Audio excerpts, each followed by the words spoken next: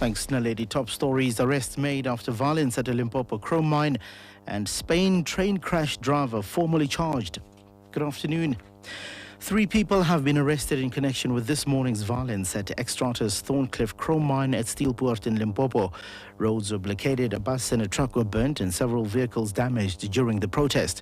Police suspected that the perpetrators are former mine workers who were not re-employed after being dismissed during an illegal strike. The SABC's Jabulani Baloy reports. Police say the suspects were arrested near the scene of the violence outside Xstrata mine.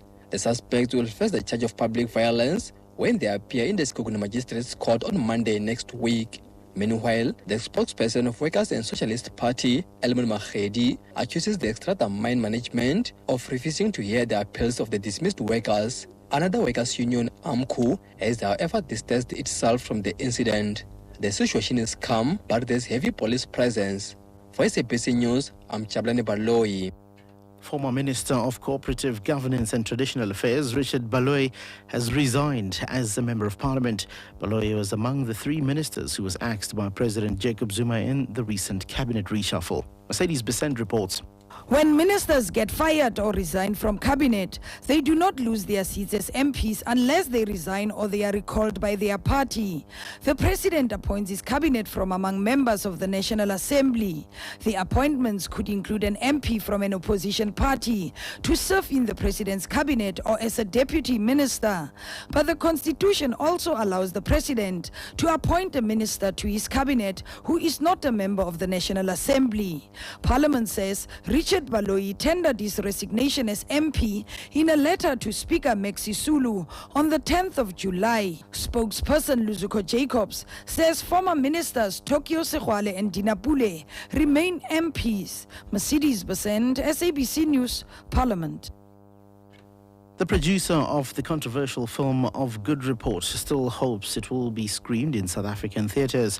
An appeal against the film and publication board's refusal to classify the film will be heard at the weekend. Of Good Report was due to be screened at the opening of the Durban International Film Festival last week.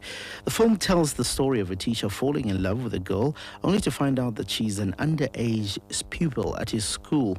The FPB deemed it to constitute child pornography. Producer Michael Oret hopes the film will stir public debate about intimate relationships between teachers and pupils. There are teachers involved. Obviously, it's abuse of the teacher-student power relationship, and so it's very relevant that this film gets considered.